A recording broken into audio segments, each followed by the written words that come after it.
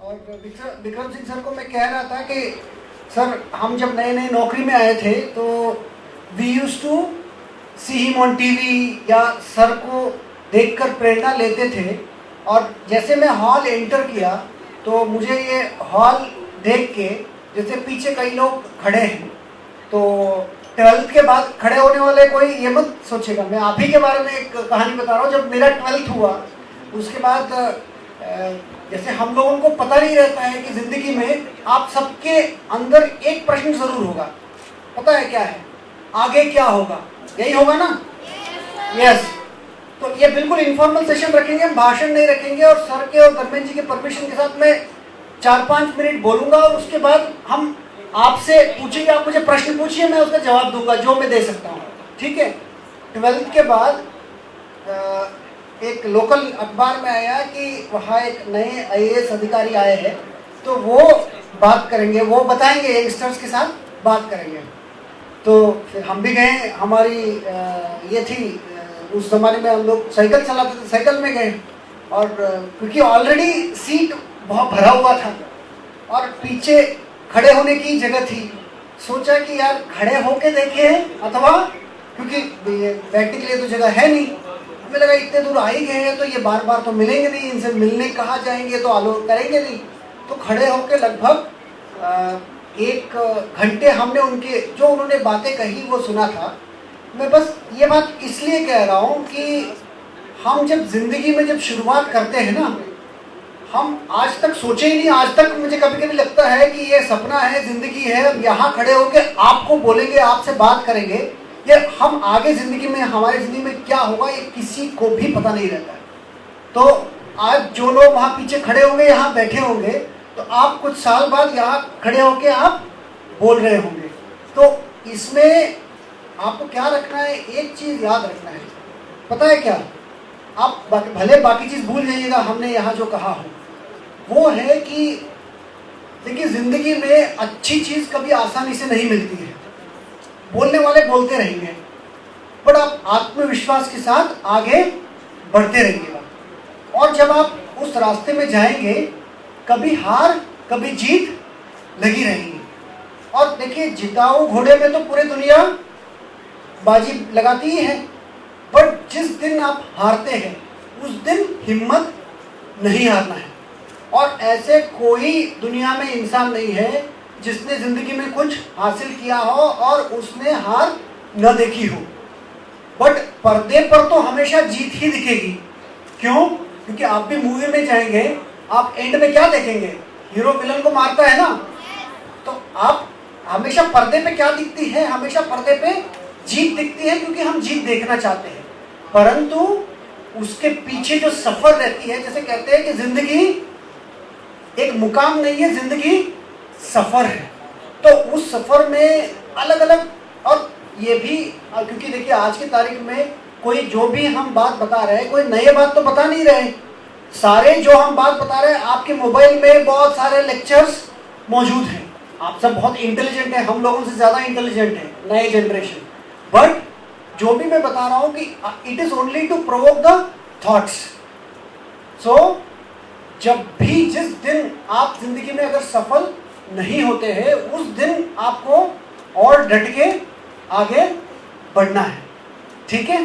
क्योंकि हम जिंदगी में कभी नहीं सोचे थे कि जिंदगी में ये सब होगा। हम 12th के बाद इंजीनियरिंग कॉलेज में गए, और जो कर्नाटका का बेस्ट इंजीनियरिंग कॉलेज है NIT सूरतकल, और उस वक़्त हमेशा जब इंजीनियरिंग पढ़ते हैं, जब भी आप 25 उम्र से पहले ना, जिंदगी हमेशा डेली एक ही प्रश्न सताता है कि आगे क्या होगा, अच्छी कॉलेज में एडमिशन मिलेगी कि नहीं मिलेगी, अच्छी कंपनी में जॉब मिलेगी कि नहीं मिलेगी, और अगर जॉब मिला तो उसमें फिर नेक्स्ट प्रोग्रेशन कैसे होगा।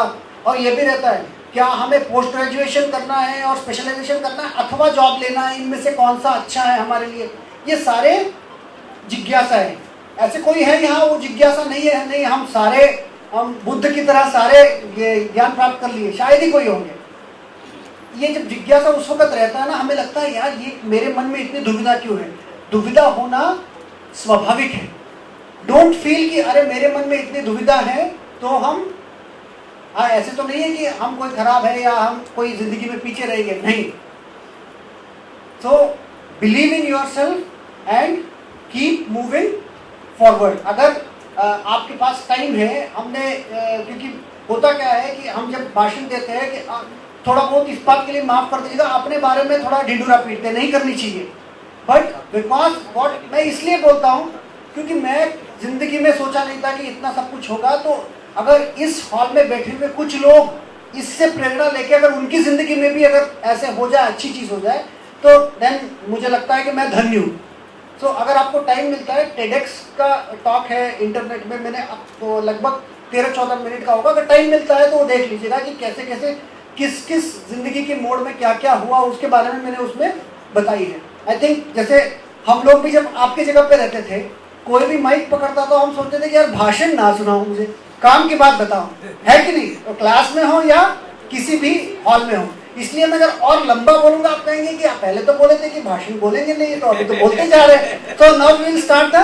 अगर एक और माइक है तो या मैं यही दे देता हूँ, तो माइक है तो दे दीजिएगा. तो सर के परमिशन के साथ सर क्वेश्चन आंसर कर लेंगे, because they will like that most. हाँ ठीक. अगर कोई बोर हो रहे हो तो आप हाथ उठा लीजिए, हम कट कर देंगे. ठीक. बच्चे निसंकोच होकर जो आपके मन में हो डीएम साहब से खुलकर पूछो, आप खुलकर पूछो, खेल के बारे में, प्रशासनिक चीजों के बारे में, जो आप कुछ भी पूछ सकते हो, कोई उसमें ये नहीं है. हमेशा देखिए पहला प्रश्न देर से आता है. क्यों पता है? हम लोग भी जब स्कूल कॉलेज में होते थे, हर जो भी बच्चे खड़े होते हैं ना, ये हम सोचते हैं कि मेरे बारे में दूसरा क्या सोच लेगा, है कि नहीं. जो खड़ा होगा फिर बाद में उनकी खिंचाई होती है, अच्छा प्रश्न पूछते हो, बड़े आदमी हो रहे हो. तो इसलिए पहला प्रश्न थोड़ा देर से आता है. हमारी बच्चियां पूछेंगी पहला प्रश्न. हाँ. नंबर नहीं आ पाता, बहुत हार्ड है, ये नहीं कर पाओगे, तो उनके लिए क्या करें, क्या बताएं. अपनी मेहनत होती है ना, सामने वाला इंसान कुछ भी बोलता है. ठीक बात है. देखिए इनका जो प्रश्न है कि जैसे 12th के बाद अगर ये कहेंगे कि मैं यूपीएससी लिखूंगी आगे जाके, वो कहेंगे कि यदि टीचर बन जाओ ये आसान है, तो क्यों इतना सब क्यों करते हो. आप देखिए कि एक बात ध्यान रखिएगा, इस समाज में ना आप समाज की मुंह तो चुप करा नहीं पाएंगे. ठीक है. आप जितनी भी तरक्की कर लीजिएगा, आप जितनी भी माने, आप इतिहास तो सब पढ़े हम लोग प्राइमरी स्कूल में. आप ये बताइए कि कौन एक व्यक्ति या व्यक्तित्व है इतिहास में जिसने कुछ किया हो, भले महापुरुष हो, जिसकी आलोचक न रहे हो. तो इसलिए आलोचना और प्रशंसा तो जिंदगी में आपकी सफर की साथी है. तो इसलिए कौन क्या कह रहा है इसके बारे में हम जब छोटे थे हमें भी बहुत लगता था, हम बहुत माइंड करते थे, और क्योंकि बहुत सेंसिटिव होते थे. कोई भी कुछ कहते थे तो लगता था कि यार ऐसे कैसे कह दिया, बहुत हर्ट होते थे. तो एक तो आप जान लीजिएगा कि दुनिया में हर व्यक्ति की आप मुंह चुप नहीं करा सकते. दूसरी बात रही, आपके असली वेलविशर कौन है, आपके पेरेंट्स है या आपके फैमिली है या जो आपकी क्लोज फ्रेंड्स हैं जो आपको वेलविशर्स लगते हैं, उनके साथ आप बैठ के डिस्कस कर सकते हैं. आप कह सकते हैं कि नहीं मुझे ऐसे लगता है. हमेशा आप ये देखिएगा कि आपके रियल वेलविशर्स है वो हमेशा आपकी भलाई ही चाहेंगे. बट क्योंकि हो सकता है कि उनकी लाइफ एक्सपीरियंस ज़्यादा हो सकता है कि उन्होंने कुछ ऐसे चीज़ें देखी हो जो आपने ज़िंदगी में अभी तक देखे ना हो, उनकी हमेशा बात आप कंसिडर कर सकते हैं. बट देन आपने जो पूछा, ज़िंदगी में अगर कोई अच्छी चीज़ आपको पाना है वो तो हमेशा कठिन ही होती है. आपको आईआईटी में जाना है, कठिन है. आईआईएम में जाना है, कठिन है. यूपीएससी सिविल सर्विसेज में आना है, कठिन है. फॉरेन की कोई बेस्ट यूनिवर्सिटी में आना है, कठिन है. नेशनल लॉ स्कूल में जाना है, कठिन है. एम्स में जाना है, कठिन है. क्यों? क्योंकि आप लोग सारे स्टूडेंट्स आप जानते हैं समाज में पिरामिड की स्ट्रक्चर होती है. जितने आप पिरामिड में ऊपर जाते हैं वहाँ जगह कम होती है कि ज़्यादा होती है? कम होती है. तो इसलिए आप अगर समाज में पिरामिड के ऊपर की जगह पर अगर आप जाने का प्रयास करेंगे तो वो हमेशा तो कठिन तो रहेगा ही. बट आप ये भी सोचिएगा जो वहाँ तक पहुँचा है वो ऐसे तो है नहीं कि लंदन या चंद्रग्रह से आके टपका हो. टपका है कैसे? तो है नहीं. वो भी आप ही जैसे हमारे जैसे लोग हैं जिन्होंने मेहनत की. और एक और जवाब के साथ मैं इसका ये अंत करूंगा कि जिंदगी में एक चीज नहीं होनी चाहिए। पता है क्या? आप जैसे आपने कहा कि आपको कोई भी चीज ट्राई करनी है, आप बाद में ये सोचे कि काश मैं 12th के बाद ये कोशिश करके ट्राई कर लेता, ना तो है ही, ज्यादा से ज्यादा क्या होगा, आप उसमें सफल नहीं हो पाएंगे। परंतु जिंदगी भर ये रिग्रेट तो नहीं रहेगा ना कि मैंने कोशिश नहीं की। तो हमेशा आप कोशिश करिए, और बट जिस रास्ते में कोशिश करेंगे वो रास्ता चुनिएगा जो आपको दिल को खुशी देती हो। क्यों? क्योंकि अगर वो रास्ता चुनेंगे ना कि जो दिल को खुशी देती है, देन आप यूपीएससी का, फॉर एग्जांपल अगर यूपीएससी की अगर बात करें, यूपीएससी में बहुत पढ़ना पड़ता है। अगर आपको पढ़ना अच्छा लगता है, तो हमने जब यूपीएससी चुना था तो उस वक्त यही, हमें भी नहीं पता था, किसी को भी नहीं पता रहता है कि उनकी सिलेक्शन होगा कि नहीं होगा। और हम ये भी पता है बहुत सारे बच्चे हमसे ज़्यादा पढ़े होंगे, बट उन एग्ज़ाम की 3 घंटे में शायद हमारे जितना अच्छा नहीं किए होंगे कि इसलिए उनका सिलेक्शन नहीं होगा। तो हमने यही सोचा था कि ज़्यादा से ज़्यादा क्या होगा, हमने इंजीनियरिंग किया है, नौकरी तो बाहर ले ही लेंगे, तो ज़्यादा से ज़्यादा अगर फेल होंगे तो यूपीएससी में जितना नॉलेज पाए हैं उससे कम से कम हम थोड़ा बहुत ज्ञानवर्धन तो हो ही जाएगा। तो इसलिए हमारे पास क्या खोने के लिए क्या है, इंजीनियरिंग डिग्री ऑलरेडी मेरी मिल चुकी थी, और खोने के लिए तो था ही नहीं ज़्यादा से ज़्यादा। अभी भी मैं यूपीएससी पास तो था नहीं, जब लिख रहा था तो ज़्यादा से ज़्यादा पास नहीं था, तो क्या पास नहीं रहूँगा। तो इसलिए never have the regret of not trying in life. It is okay to try and fail than to have not tried at all. Next question. Bore तो नहीं हो रहे हैं बच्चों? अगर आपने सवाल नहीं किया, नहीं, क्योंकि धर्मेंद्र जी तालियां 2 वजह से बजती है, या तो उत्तर ठीक था या जब हो गया बात खत्म कर, दोनों के लिए तालियां बजती है। लेकिन बजाइए तालियां। आपको ये मौका दोबारा नहीं मिलेगा। ऐसी शख्सियत आपके सामने दिल खोलकर पूछिए। हाँ, देखिए अभी बहुत हाथ आ गई। चलिए मैडम आप बताइए, नेक्स्ट आते हैं, एक एक करके आते हैं। हाँ, यस मैम। सर आपको अपनी लाइफ में बहुत कामयाबी मिली है, हमें भी कामयाबी चाहिए, हम भी चाहते हैं हम अपनी लाइफ में कामयाब हों। सर आपने बहुत मेहनत की होगी, हम भी बहुत मेहनत करना चाहते हैं। सर आपने क्या क्या किया था? ठीक बात है मैम। देखिए जैसे मैंने कहा कि पर्दे पर क्या दिखता है, कामयाबी दिखती है। ये भगवान की कृपा रही है कि ज़िंदगी में कुछ कामयाबी मिली है। मैं अपना बताता हूँ कि जब हम प्राइमरी स्कूल मेरी हुई थी गाँव में, कर्नाटक के, क्योंकि पापा की ट्रांसफरेबल जॉब थी, तो जब हम 5th स्टैंडर्ड में, 5वीं में जब एडमिशन लेना था, वहाँ एक ताल्लुक होती है ना, तहसील मुख्यालय की एक स्कूल में पापा ने कहा ये एडमिशन यहाँ इनको दे दीजिएगा। स्कूल वालों ने कहा ये तो गांव से आए हैं तो यहाँ एडमिशन नहीं देंगे। फिर वहाँ से ट्रांसफ़र हुआ पापा का जिला मुख्यालय पे, वहाँ एक और स्कूल में पूछा उन्होंने कि भाई चलो अभी तो तहसील से आ रहे हैं यहाँ दे दो, तो उन्होंने कहा नहीं, ये वो अंग्रेजी मीडियम की एडमिशन मांग रहे थे। उन्होंने कहा कि नहीं ये गांव और तहसील से पढ़ के आया है, जिले में ये संभल नहीं पाएगा, तो इसको वहाँ भी एडमिशन नहीं मिला। तो ऐसे 8वीं में भी नहीं मिला। फिर जब 12th में बहुत अच्छा मार्क्स आया, जो बेस्ट इंजीनियरिंग कॉलेज में मिला, तो मैं ये कह रहा हूँ कि जब हमारी सफ़र जो 12 तक रही है, उसमें तो हम यही सोचते थे कि हम तो एक स्कूल में सीट लेने की लायक भी शायद नहीं, यही था। उन्होंने कहा था कि गांव से आए हैं, तो कोई कहे कि ये कन्नड़ा मीडियम से पढ़े हैं तो अंग्रेजी मीडियम सीट दे नहीं रहे हैं। तो पापा यही कहते थे कि जो वो ज़िंदगी का मूल मंत्र है, तुम्हें हर चीज़ कायनात जो है वो देती नहीं है, किसी को नहीं देती है। जो मिला है उसमें तुम ज़्यादा से ज़्यादा क्या कर सकते हो ज़िंदगी में, वो कोशिश करो।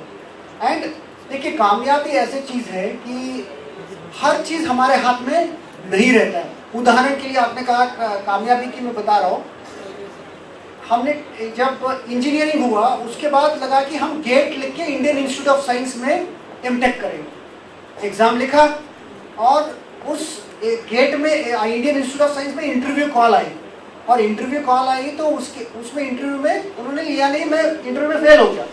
उसके बाद यूपीएससी लिखा कि अभी सोचता हूँ कि अगर मैं वो इंटरव्यू पास हो जाता, शायद ज़िंदगी में मुझे ये सब ना मिलती।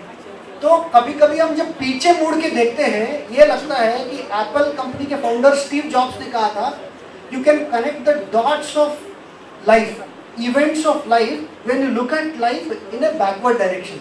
जिंदगी में जो पीछे मुड़ के देख के लगता है कि यार उस वक्त जो हुआ था वो ठीक ही हुआ था, आगे आगे क्या कैसे कब कामयाबी मिलेगी ये कहना बहुत कठिन है। तो इसलिए कि हमारी कोशिश होनी चाहिए, कभी हार कभी जीत, कभी कामयाबी, कभी नहीं मिलेगी कभी मिलेगी। नेक्स्ट, अच्छा यहाँ आप में से ज़्यादातर ग्रेजुएट स्टूडेंट्स है, क्या है पोस्ट ग्रेजुएट स्टूडेंट्स है, क्या है, कितने ग्रेजुएट स्टूडेंट्स? 12th? अच्छा आप अभी 12th पास है, आप भी उसी जगह पे हैं जब हम पीछे खड़े थे, तो उसी मोड़ पे ही खड़े हैं जिंदगी का। ठीक है, ठीक। सो 12th पास होता है ना, 12th जिंदगी का बहुत एक तरह से चौराहा है जिंदगी का। उसके बाद चौराहा में कभी रोड इधर जाएगी कोई इधर जाएगी, है कि नहीं? जिंदगी का चौराहा तो 12th ही है। ठीक है, तो यूपीएससी प्रिपेयर करने के लिए या कोई भी एग्ज़ाम प्रिपेयर करने के लिए देखिए मेहनत तो लगता है। हम क्योंकि एक प्राइवेट इंजीनियरिंग के बाद मल्टीनेशनल कंपनी में मैं काम करता था जर्मनी में, बेंगलुरु में, तो जनरली क्या कहते हैं लोग, यही कहते हैं कि इसको फुल टाइम प्रिपेयर करना है, यही कहते हैं ना, सुबह उठो पढ़ो और रात तक पढ़ो। तो उस वक़्त क्योंकि मैं प्राइवेट, मैं अकेला फैमिली में जॉब अर्नर था, मैं काम करना अनिवार्य था। सर एक मिनट चाहूँगा, हमारे बीच प्रदेश के ऊर्जा मंत्री श्री डॉक्टर सोमेंद्र तोमर जी पधार चुके हैं। मैं चाहूँगा जोरदार तालियों के साथ उनका स्वागत करें। कृपया मंत्री जी को स्थान ग्रहण कराएं। सभी लोग कृपया बैठ जाएं। डीएम साहब का जो सवाल जवाब का ये चल रहा है सेशन कृपया जारी रहे। कृपया सभी छात्र कृपया बैठ जाएं। तो माननीय मंत्री जी का हम स्वागत भी करते हैं। सर आप जैसे उन्होंने कहा ऊर्जा मंत्री, तो ऊर्जा मंत्री के साथ ऊर्जा भी आए, इतनी तालियां बजा के एक बार दोबारा माननीय मंत्री जी का।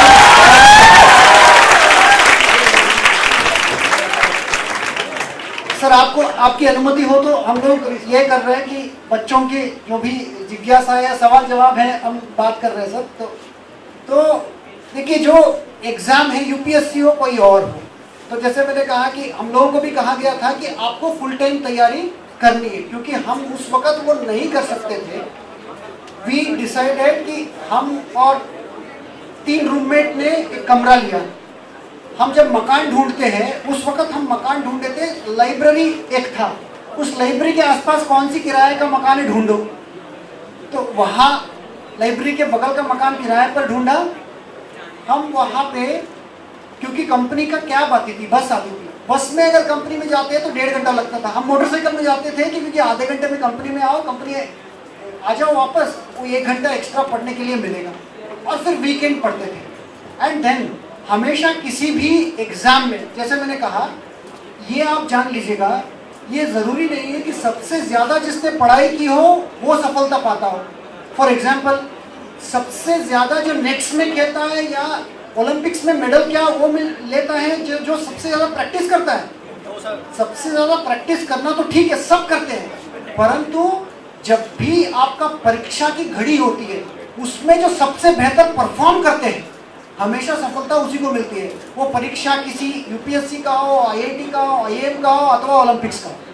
ठीक है, so when the opportune moment comes, जब परीक्षा की घड़ी आती है उस वक्त क्या करना है, उस वक्त क्या करना है, अपने नेचुरल परफॉर्मेंस, अपने बेस्ट परफॉर्मेंस देनी है। क्योंकि जनरली क्या होता है, आपने पढ़ाई तो खूब की बट परीक्षा आती है तब क्या होती है, तब टेंशन होती है, नर्वसनेस होती है। तो you should know that when the opportune moment comes you should deliver well. Next question area 1-2 question करके फिर समाप्त करते हैं। 2 question last. Good afternoon, Seelam परम भूषणम। तो सर उसको हम अपने कैरेक्टर को किस तरह से अभी से डेवलप करें कि आगे चल के हम उस चीज को अपने आप में निकालें, ताकि एक एस्पिरेंट के तौर पे जब हम आईएएस ऑफिसर बने या फिर आईपीएस बने तो हम अपने आप को बेस्ट दे सके अपने फील्ड पे। सर मैं ये अनुरोध करूंगा 3-4 क्वेश्चन एक साथ ले लेते हैं, आप एक साथ जवाब। नेक्स्ट बच्चा कोई और पूछना चाहता है उधर से? हाँ, अभी आपके पास। सर यूपीएससी में सब कहते हैं स्मार्ट वर्क करो, स्मार्ट वर्क करो, सर वो स्मार्ट वर्क है क्या? ठीक है, इधर बच्चे आप पूछना चाहते हो? हाँ, खड़े हो जाओ। Good afternoon sir. Sir I am preparing for NDA और how to crack written SSB, मैं उसके लिए स्ट्रेटजी जानना चाहता हूँ। ठीक है, तो देखिए एक कॉमन थ्रेड है कि एग्जाम की प्रिपरेशन क्या होती है कि आपने स्मार्ट वर्क होता क्या है, ठीक है।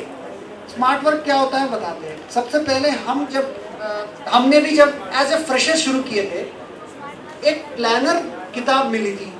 प्लानर में सबसे पहले हमने देखा कि ऑप्शनल कौन कौन सा है और उसकी सिलेबस क्या क्या वो पढ़िए, नंबर 1, ठीक है। स्मार्ट वर्क का अलग अलग स्टेप्स बता रहा हूँ। एंड देन वो सब्जेक्ट चुनिएगा जो आप बिना एक बोर हुए अच्छे से पढ़ सकते हैं, ठीक है। That is number 2। And then number 3, जो भी एग्जाम लिखेंगे, एनडीए लिखेंगे, कोई और लिखेंगे, यूपीएससी लिखेंगे, कोई भी लिखेंगे, ऐसे तो है नहीं कि आप पहली बार आपको प्रश्न पत्र आ रही है। आपसे पहले 25 साल से तो प्रश्न पत्र आ ही रही है ना, आ ही रही है। तो पिछले 10 साल 20 साल के प्रश्न पत्र पढ़िए, ठीक। और 10 साल का जो प्रश्न पत्र आ रहा होगा तो आज की तारीख में वो नहीं आता है, क्योंकि पैटर्न हर साल चेंज होती रहती है। आप देखिए कि पैटर्न किस तरह से चेंज हो रही है। फॉर एग्जाम्पल, एक आंसर किसी चीज पे लिखना है, ये मैं जनरल बता रहा हूँ, ये जो पॉइंट्स है हर एग्जाम में यूज होगी। आपको कोई भी क्वेश्चन पूछते हैं, डिस्क्रिप्टिव फैक्चुअल आंसर में तो जो है ऑब्जेक्टिव है, ओएमआर शीट में टिक करना है, उसमें ये बट तो है नहीं। उसमें आजकल हर एग्जाम में क्वेश्चन क्या होता है, 1 and 2 only, 1 and 3 only, 2 3 4 only आता है ना। दैट मीन्स दे एक्सपेक्ट कि पहले जो आता था जमाने में कि क्या सिंगल टिक वाला आता था, वो अभी वो नहीं आता है लगभग हर एग्जाम में। नेक्स्ट आप आइएगा, जो आपकी जो डिस्क्रिप्टिव आंसर्स लिखना है, कोई भी एक अगर टॉपिक लेते हैं, उस टॉपिक के सारे पहलुओं को आप एक बोके, फ्लावर बोके है ना, जैसे ये फ्लावर बोके है, फ्लावर बोके में अलग अलग रंग की फूल सुंदरता से आप प्रेजेंट करेंगे तो आप कैसे लगेगा। अदरवाइज ऐसे ही फूल यार लो, दोनों वही फूल है। Your answer should be like a bouquet. मतलब अगर उदाहरण के लिए क्लाइमेट चेंज है, क्लाइमेट चेंज का साइंटिस्ट क्या कहते हैं, डेटा प्रेजेंट करिए, उसकी फायदा क्या है, उसमें दूसरे व्यू पॉइंट क्या है, आप जब, और उसमें कानून क्या कहती है, इंटरनेशनल उसकी रेमिफिकेशंस क्या है। जब कोई टॉपिक की सारे बिंदु को आप बोके की तरह आंसर प्रेजेंट करते हैं, दूसरे पढ़ने वालों को भी लगेगा यार ये तो फैक्ट्स के साथ, एनालिसिस के साथ प्रेजेंट करते हैं, अच्छा लगेगा कि नहीं लगेगा, ठीक है। स्मार्ट वर्क का तात्पर्य है कि आप 4 घंटे पढ़िए, 6 घंटे पढ़िए, 8 घंटे पढ़िए, वो नहीं। जब 4 घंटे जो आप पढ़ेंगे उसमें आपकी क्वालिटी, क्योंकि माइंड क्या होती है इसे चंचल होता है ना, यहाँ आप पढ़ रहे हैं और बगल में क्या है, जैसे ये क्या है, ये सबसे बड़ा फायदा भी यही करता है, सबसे बड़ा नुकसान भी यही करता है। तो आपको लगेगा यार यूट्यूब में उस चैनल तो अभी मैंने आधा छोड़ी हुई है तो अभी देख लिया जाए, ठीक है। और जो ये सब लोग जो यूट्यूब में जो भी कहते हैं बहुत ज़्यादा, एंड देखिए फाइनली आपकी ज़िंदगी है, आप जो आपको बोलता है ना यूट्यूब में कोई भी बोले, आप बहुत सारे मैं देखता हूँ कि ऐसे प्रवचन देते हैं लोग, आप उनसे पूछिए कि भैया आपने क्या किया, प्रवचन देने के अलावा ज़िंदगी में किया क्या है। कई लोग तो मैं देखता हूँ कि अरबपति बन के प्रवचन देते हैं, ठीक है।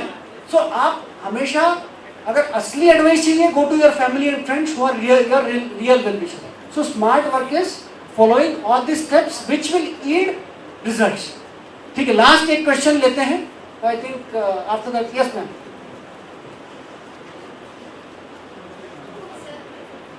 नमस्ते सर। सर मेरा प्रश्न ये है कि डीएम के पास कितनी पावर होती है?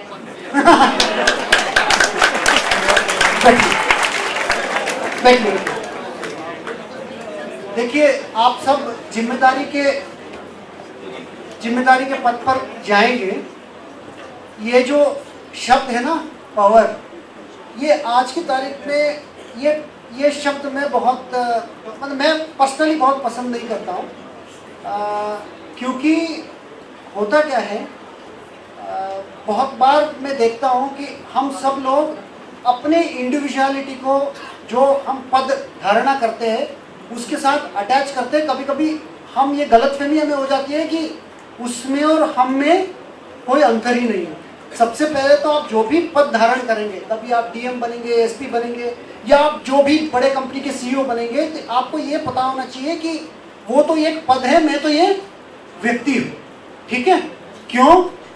ये जो व्यक्ति है, जैसे हम भी कॉलेज में पढ़े थे, आप भी कॉलेज में आप पढ़ते होंगे, आज कॉलेज में हम भी जब थे, हम लोग मोटरसाइकिल में जाते थे, कभी खुशी की कोई कमी तो थी नहीं, या नॉर्मल घर में रहते थे 100-200 गज की, कभी खुशी की कमी तो थी नहीं। जब एक बार मान लीजिए इधर आके बैठ गए या कुछ मिल जाती है, तब क्या लगता है पता है? कभी कभी ये गलतफहमी नहीं होनी चाहिए, इसलिए मैं बता रहा हूँ। ये होता है कि आप जा रहे हैं, दरवाजा भी आप चाहते हो कि दूसरा खोले, पानी भी दूसरा दे। इन चीजों में हमें नहीं पड़नी चाहिए कि ये जो है आप है, आपकी जिंदगी की खुशी तो किससे मिलनी चाहिए? यहाँ से मिलनी चाहिए, यहाँ से मिलनी चाहिए, इधर से मिलनी चाहिए जिंदगी की खुशी। अब आइए इधर, भगवान ने आपको इस जगह पे अगर बिठाया है, ये जिलाधिकारी की पद और बहुत सारे तमाम पद है, जो असली में मुझे जब यूपीएससी में क्वेश्चन पूछा था, यही क्वेश्चन पूछा था, आप आखिर आना क्यों चाहते हो? मैं जर्मनी में मल्टीनेशनल कंपनी में, बैंगलोर और जर्मनी में सॉफ्टवेयर इंजीनियर होकर काम करता था। जितना जॉब सेटिस्फैक्शन यहाँ मिलती है, शायद ही भारत में और कोई, भारत में क्या दुनिया में इस एज में, जिस एज में मैं हूँ, और कौन सी जॉब है जो इतनी एक्सपोजर देती होगी? बहुत कम देती होगी। इसलिए अगर भगवान ने, प्रकृति ने अगर कोई आपको ये मौका दिया है, तो कोशिश ये करनी चाहिए कि देखिए, डीएम हो, कोई और सरकारी पद हो, कोई आदमी इच्छा से तो कोई आता नहीं है, उसकी कोई मजबूरी, कोई समस्या हुई होगी तभी ना आपके पास आते हैं। अगर कोई इच्छा से कोई जाते हैं थाने, डॉक्टर, कलेक्टर के पास कोई नहीं जाता है। अगर कोई आता है तो उसको वही सम्मान दीजिए जो आप चाहते हैं कि आप जहाँ दूसरी जगह पर जाते हैं।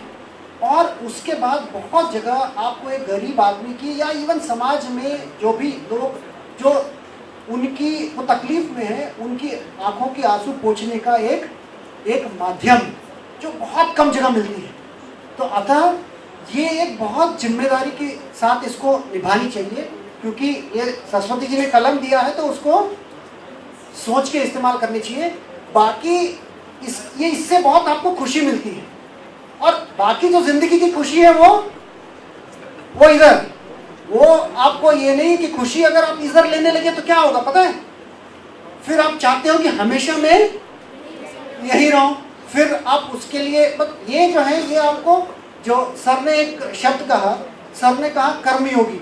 हम सब, बहुत मुश्किल है ये बनना, सर थे कर्मयोगी थे, हम सब तो अभी उसमें बहुत छोटे छोटे कदम ले रहे हैं। तो आप इसमें वो कर्मयोगी अगर बनने का प्रयास भी करेंगे तो बहुत सेटिस्फेक्शन मिलता है। बाकी लाइफ पे जो भी करना है वो अपने, जो आप आज जितना खुश है, आप अगर उतना खुश बाद में रहेंगे तो आप ये मान के चलिएगा कि आपकी ज़िंदगी सफल है। लास्ट में जाने से पहले मैं 2 लाइन अपने लिए जो मैं हमेशा कहता हूँ, वो कहते हुए मैं ये मेरे बात समाप्त करता हूँ। वॉच योर थॉट्स, ये मेरी अपनी कोई कविता ये नहीं है, इंग्लिश की है। 2 लाइन जो मुझे मोटिवेट करती है। Watch your thoughts for that will become your word, watch your word for that will become your action, watch your action for that will become your habit, watch your habit for that will become your character, watch your character for that will determine your destiny, watch your thought for that will become your destiny. भगवान आपको सारे खुशियाँ दे, आप जो भी जिंदगी में चाहते हैं वो सब लाकर आपको दे। यही प्रार्थना के साथ मुझे यहाँ बुलाने के लिए विक्रम सिंह सर को, धर्मेंद्र जी को, एनआईयू को और आप सबको वेट करते हुए मुझे इतना प्यार और सम्मान दिया, आप सबको तहे दिल के साथ मैं धन्यवाद के साथ इस गाड़ी को